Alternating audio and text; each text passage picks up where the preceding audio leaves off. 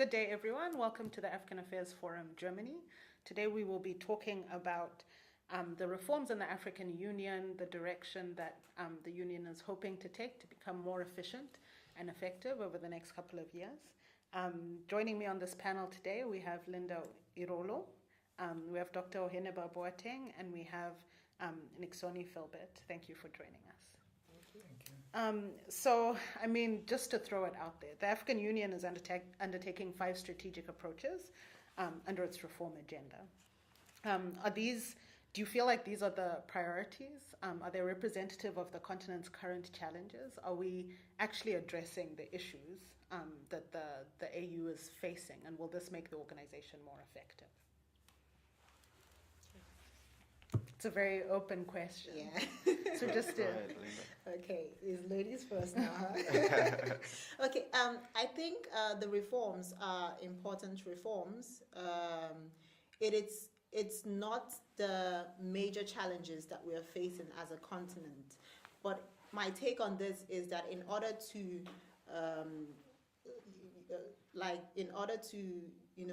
find solutions to those problems, we need a strong institution. And right now, the African Union is not a strong institution. And the problem is that, these reforms are driven more by personalities and not by value systems. So you have presidents who are only there for one term, and then the idea is that they, have this humongous agenda of things to do, but it's more about what I have done as a president during this term. It's not about what the African Union needs to be in order to solve problems. So for me, my position is, yes, we need a stronger institutions to solve these problems, but it needs to, move away from being personality driven and more value driven. Okay, so when you say that, you're referring to President Kagame, who introduced the reform agenda starting in 2017. And this agenda has been accused of being a little bit more technocratic than political, and essentially trying to drive the African Union to be a more technocratic type of organization similar to the UN. What are your thoughts on that direction, Oyeneba?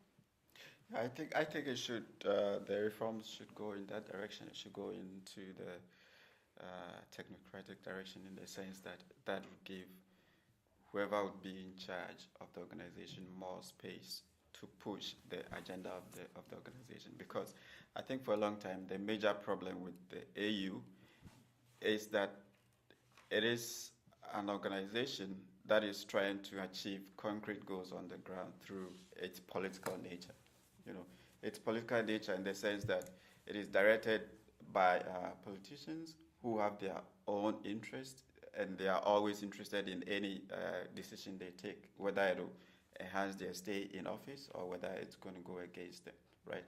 So at the continental level, the leaders, the president, heads of state, whatever position, they don't want to take any decision that will make the organization too powerful to constrain their own sovereignties. And that, I think, is the problem. The unwillingness of the African leaders to make the organization powerful enough to undertake the mandates that they've given the organization, right? All these, the strategic areas in which they are reforming, guess which one of them is not new? All of them are not new. That is fair. They've been talking about this since the 60s. I think within 7 years of creating the OAU in 1963, they started talking about reforms, right? And up to now, they've not been able to create an organization that would be able to push integration, even though they are now saying they are serious about integration, creating a single economy with a single currency, all these nice things. But the kind of institutional configuration that we need to push the integration agenda, the leaders are not willing to give that, to us. So, I think that makes sense. But, some of these changes are also good changes, right? Reducing the size of the commission, essentially trying to consolidate some of the portfolios in order to make them more effective. But I understand your point of they have tried this before. And is it that effectiveness is the actual challenge in the organization? And is this reform agenda just trying to do too much at once? Should we be focusing more on a few concrete objectives? What are your thoughts? Thank you. Before I respond to your question, I would like to allude to the point Dr. Boateng has mentioned. You see, the idea of creating supranational institutions is the idea that these institutions might be more independent, more capable of delivering and ensuring compliance mechanism than the national ones. That's the idea. But we all understand that these institutions can only work based on what states give them. That's fair. So if states don't give proper mandate to these institutions, they can't work.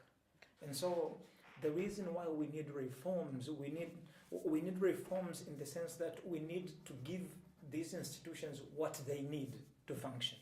It's just like now the conversation we have about the International Criminal Court and other institutions. They can work only based on the willingness of states. Now, when you are saying that we need to focus, for example, on few certain areas, it's one of the things that in the Kagame report has been pointed out. Yeah. African Union is everywhere, talking about everything. It has become like a human body, and it's just everything, every little issues of life. And in that sense, you can't function. And as the Kagame report has pointed out, Africa, more than maybe nearly 3/4 is over dependence on foreign aid.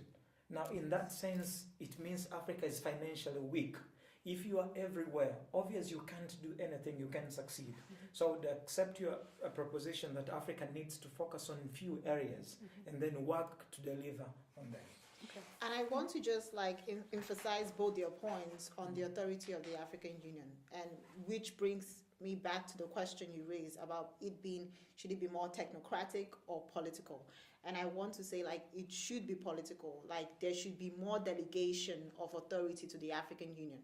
And we don't have that at the moment. And we know the origin as to the reason why we have an institution that is the way it is, because the nationalists or the leaders at the time during the colonization, it was all about let's make sure that African states have sovereignty.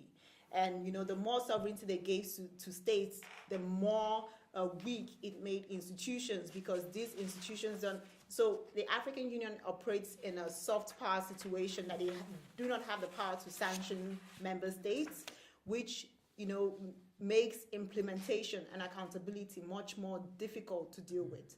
So they really need to delegate more authority to the institutions if we actually want to see member states being accountable.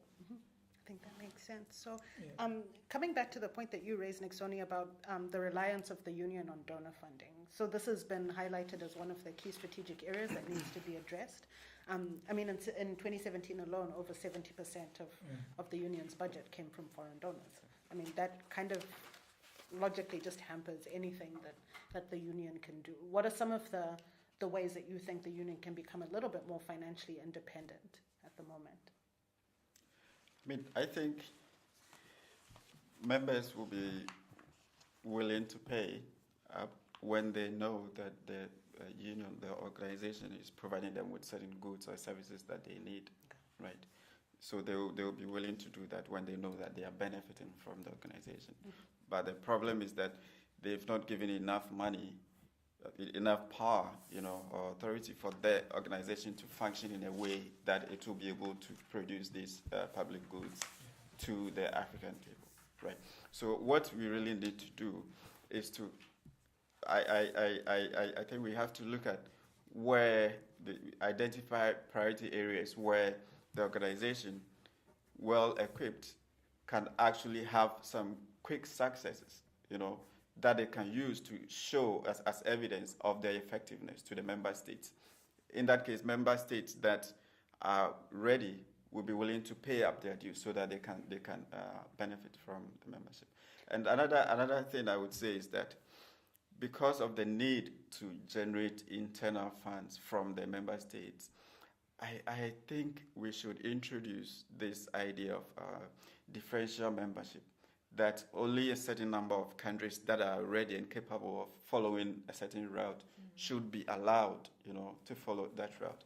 When it comes to the recent Continental Free Trade Agreement, for instance, this idea of having a bandwagon process where every country has to be part of it, in the end, makes the entire project ineffective, because you end up having countries that either don't have the political will to follow through, or even when they do have the will, do not have the capacity to follow through.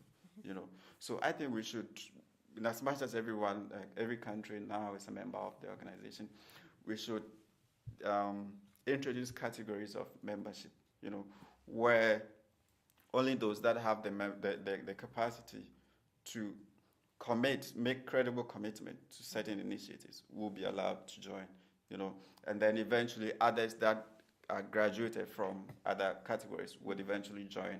So like this, the free trade agreement should move ahead with only those that have met certain criteria. Maybe a powerful commission independently working has set a number of criteria, for members to meet. And only those countries that have, let's say, issued free movement regulations or open trade or whatever categories that they come up with, those that have been met by certain countries would then be allowed to function in this free trade area. And then subsequently, those that meet those requirements should be, allowed to graduate. So if I understand you correctly, you're saying trying to get all 54 states to move at the same pace is potentially hindering the union's progress. Yes. Okay. Another aspect that's related to that, but a little bit different, as you mentioned earlier before, is the leadership, right, of the union, and trying to have one leader over the course of a year or a year and a half lead the whole organization in one direction, only to have that person replaced and potentially moving in a different direction.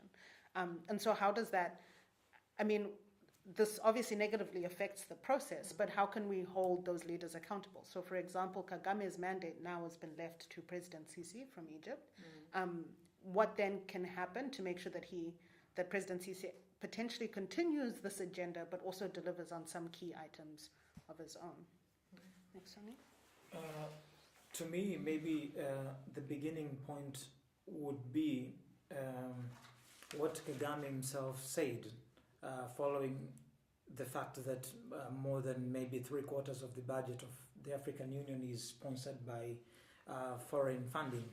He said this level of dependence on external partner fund raises a fundamental question. How can member states of the African Union, own the African Union if they do not set its agendas? So, and this gives avenue to the post-colonial school that if I'm the one contributing everything to you, of course I'm going to have a say on how you conduct your affairs. And now it has reached a point where we're trying to say, no, we don't want that, we need to move aside. Now, I think the best approach to do that, I would buy Linda's idea, that we need to move from personalities to values. Okay? We need to set up agendas, maybe let's say for the next 50 years. And then we know every leader that comes in has to follow that ideal. But that said, there is the Agenda 2063, right? And in theory, everyone has bought into that vision for the continent. But if you look individually at some of the different agreements and the AU treaties, not all of them have majority ratification by the different countries, right? Which is a consistent problem of the union. So how do you address that, given the shaky leadership? Sorry to cut in here, but it brings me back to the issue of authority. Yeah. If the institutions don't have authority, there is no way to make member states accountable. In the case of LCC, authority in the sense that it should be much more hard. There should be consequences for member states not following through with what they have, signed up for. That's what I mean. For the case of LCC now, he's not in support of the reforms. He has said he has problems with the financing. We do not have a way to make him accountable to ensure that he follows with the reform. So there's nothing we can do. Our hands are tied here. So he's going to end up going there, creating his own agenda and doing this again for the next 1 year, which is a waste of our time.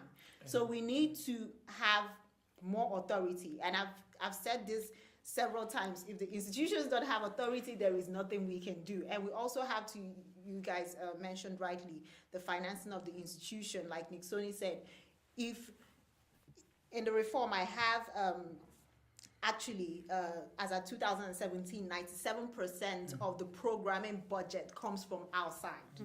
which means that these people have voices in your affairs. So the values you set, you have to ensure that you meet both internal and external demands, and that's really difficult to navigate. So we need to find a way to finance our institutions ourselves, and they already alluded to this in the reform by saying that they want to task 0.2% of African exports, and I would say, okay, also tax the imports as well, because Africa has become a dumping ground. So why not like increase the taxes for people who are importing things into the country and try to bring in money? And we know that like not all African states are equal, so it's difficult to expect that some of these smaller states with less money would pay their fees regularly every year. But to chip in from what Linda is saying, to me, the problems at the level of the African Union, they reflect member states' problems. Okay. If you look at how these presidents behave in their countries, they're subject to no accountability mostly. And this is being brought up to the level of the African Union. So maybe we are putting more expectation in people who, based on the records they have set at national levels, they can't deliver that much. You know, so that's why I'm trying to say, at the end of the time, we need to come to a point that unless more authority, as Linda's pointed out, is given to these institutions, we should not expect more accountability from the African Union. I think both of you said that there's no politics or institutional arrangements at the African Union are based on personalities, but not on values. I would disagree. I'll come back to your point, but I would disagree in the sense that this personality-based politics, as you call it, is actually a value that they have, that has been in the system since the 1960s, that is protecting their sovereignty, right? Just that this value now is not compatible with the integration agenda. It was compatible with decolonization at the time, but now it's not. They don't fit together, So at this point, we need to shift to a value or norm system that is compatible with the economic integration that they are trying to come up with.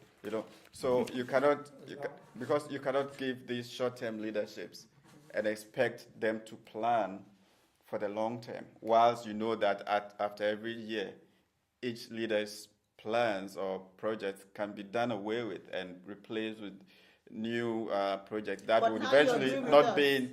That's why I said I'll come back to your point. Okay.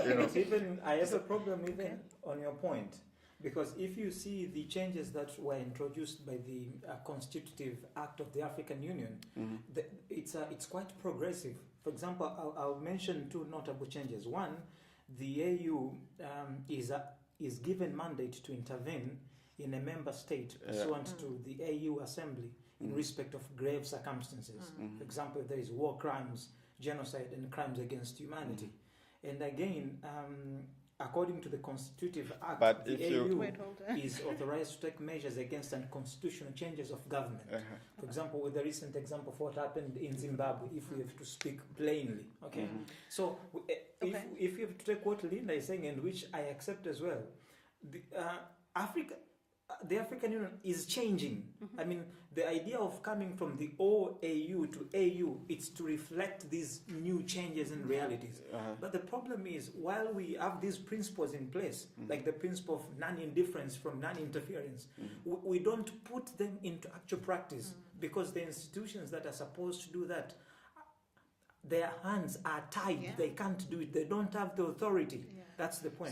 So you realize that you are not disagreeing with me, right? Hold on. Maybe to come back to the, what you referred to, a key actor in all of this is the Assembly. The Assembly are the heads of state, right? And the Assembly has a history and is known for not calling out member states, even when it is necessary, right? So is it that the structure and the distribution of power, which I think you mentioned a little bit earlier, Linda, needs to be changed, and this is really where we should be starting from the institutional framework of the union itself, and then we can talk about what that framework can then achieve in future. But should we be really reforming and focusing on the core, which is what I think was kind of the cornerstone of Kagame's agenda, right?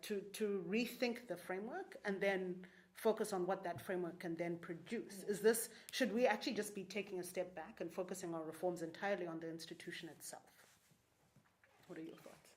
Yeah, I think it's basically the problem of institutional design. These politicians will design the nature, the kind of institutions that they want. That's the basic fact about institutional design. And as much, especially with us having the kind of leaders that care so much about their sovereignty, they're going to design institutions that they make sure that even if they don't protect that sovereignty, they don't at least threaten it. Okay. So if we are able to go above the fear of losing sovereignty and see a greater goal in continental integration, we're going to design institutions that reflect this goal. So I think we should look at what goals we do want to achieve. That is fundamental, and what institutions are going to get us there. Now we have the goals, at least in the context of the Agenda 2063. We do know the goals that we want to achieve, but the problem we're having is that we are too scared of creating the kind of institution that will get us there, which is a supranational one. But is that to say essentially that the union will forever be hampered until the continent itself is more democratic? I know that's controversial, so I'm throwing that out there. I want to continue from Oheneba's point. I want to say that I would steer a little bit away from your position by saying that we know the goals we need to achieve. We have the institutions that are needed to achieve them. I would even go further to say that one of the problems which the reform also alluded to is the fact that we actually have a duplication of institutions. But the challenge of those institutions in helping, solve those problems now is the fact that, they have power, but they're not given enough power to do what they are supposed to do. But so what is giving them enough power, right? So- So what would need so to concretely change? Exactly. So in terms of, if I should use academic terms now, I'll say let us move away from this whole use of soft power, which is saying, we don't want to put sanctions on states. Like we can encourage states or persuade them into implementing things. That will not work in an African setting. We need strong, Not hard. just Africa, in any setting where you give people too many choices. Exactly. It doesn't work. So we need hard law. So when member states don't comply, they know that there will be consequences for this. They know that there will be maybe a sanction, a suspension by the African Union. And this is what the institutions don't have at the moment. So far, I totally agree with what Kagame has put forward as reforms. They are really good suggestions. But at the same time, if these institutions are not made powerful enough, I'll give one other instance, the African peer review mechanism, which is created to peer review states. But they peer review states, but they do not have a mechanism to enforce states to actually, comply with recommendations that they propose. Problem, So how, all you can do is peer review. You cannot force states to implement this thing. So there is no problem. I'm following on what Linda is saying. So basically, if you look at Kagame's report, I don't see anywhere where he's saying we should do away or change in any way, modify our institutions. Okay? I think we have very robust institutions, but it's the underlying principles of these institutions that's the problem we're having. Okay. So, for example, the question of transparency and accountability. In the report, it's being mentioned that the way even funds are being managed, you don't see somehow transparency and accountability. So these are the elements we need to see being imbued or inculcated in the African Union institutions. So basically, the reforms should not be, I don't think they're supposed to be institutional, but rather it's the values that should support these systems. And more or less they go with what Linda is saying, enforcement mechanisms, authority, more power. These are the things we that's need that's to that's do. that's that's the core of the issue. The enforcement mechanism. Like if you give the APRM people this power to review the governance performances in individual countries, but they don't have the power to sanction or punish those who fail to meet certain standards, then there's no point in reviewing them. And So I was at some point I was actually arguing that if we really want to achieve something concrete, especially with this trade agreement, for instance, we could link the APRM performances to participation in the trade agreement, so that only those that qualify or meet certain criteria will be allowed to join. But whilst we are talking about the EU, we should also recognize the fact that this is just one organization among many that are claiming the integration mantle in Africa. We talk about the sub-regional groups as well. And at some point, the EU itself is in competition with these other groups for visibility, So it's fighting within itself, but it's also fighting among the other groups. So the one of the challenges, and I think they mentioned this in the proposals for reforms, is to find a way to streamline the relations with the sub-regional groups, so that they all fit, whatever the operations fit seamlessly in the integration agenda of the continent.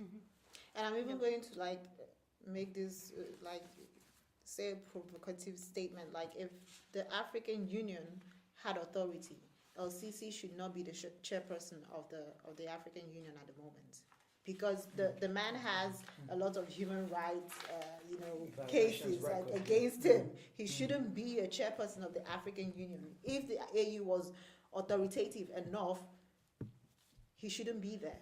But I think, and maybe just to bring the dialogue back together and get some closing statements, I think that speaks to Nixoni's earlier point about the political challenges within the assembly in and of itself, right? And so, what does Sisi's presidency indicate about the values of the assembly and their willingness to have him as the spokesperson for the union?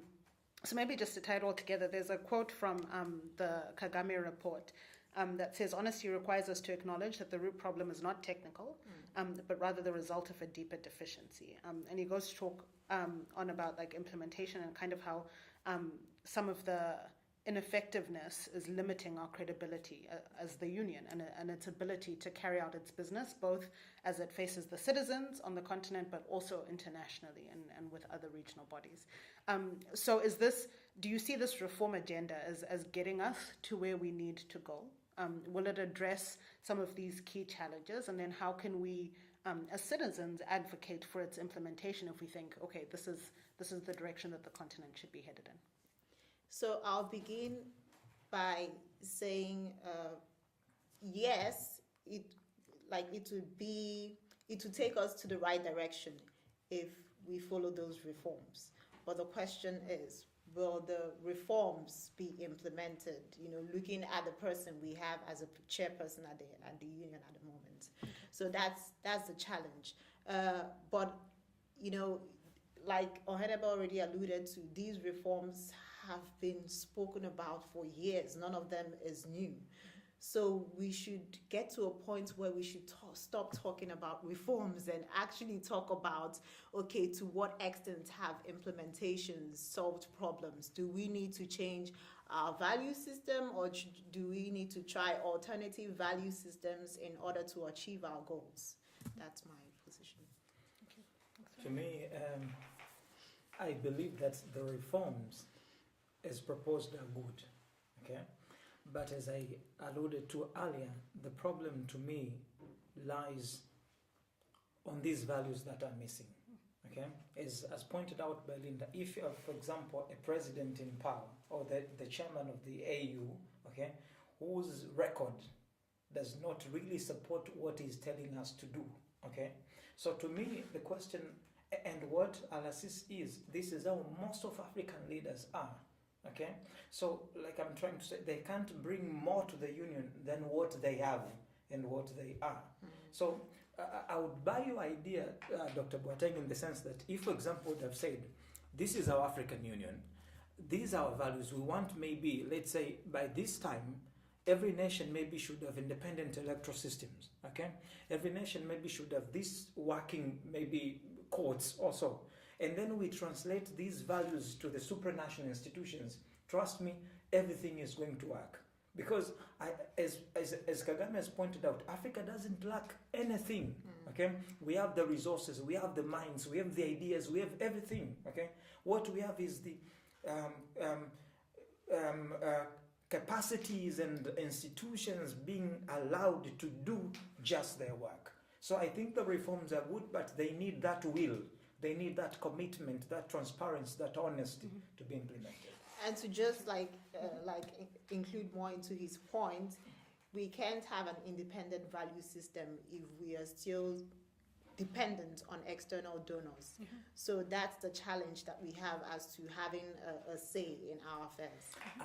Actually, that would have been possible if we follow Kagame's recommendation. Let's say, for example, we just have only maybe, let's say, 3 priorities okay, to fulfill maybe at a certain term or interval. So this means we would need less resources, and maybe if we put more commitment of contributions and other support from ourselves sustainably, then we would have reduced so much external dependence on donor funding and everything. That would have worked better.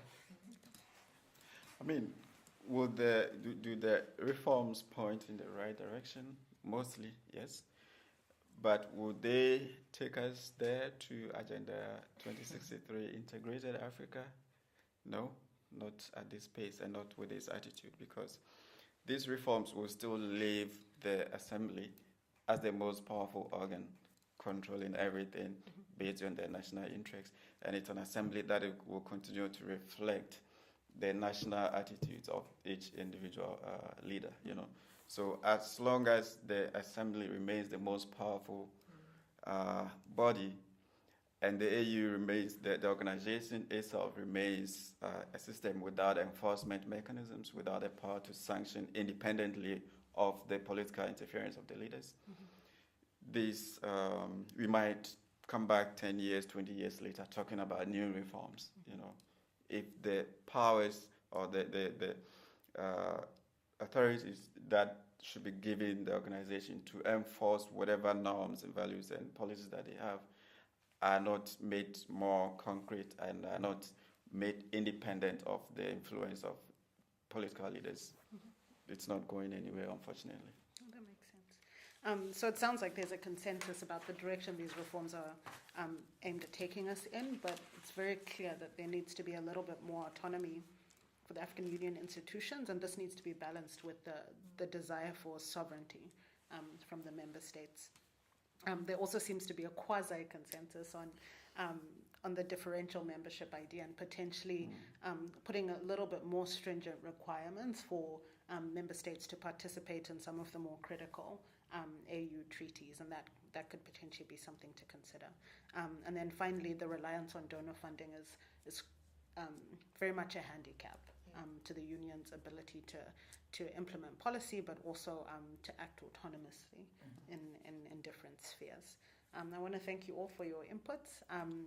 Check our YouTube channel and our Facebook page for updates and upcoming videos from the African Affairs Forum Germany, and thank you for taking the time.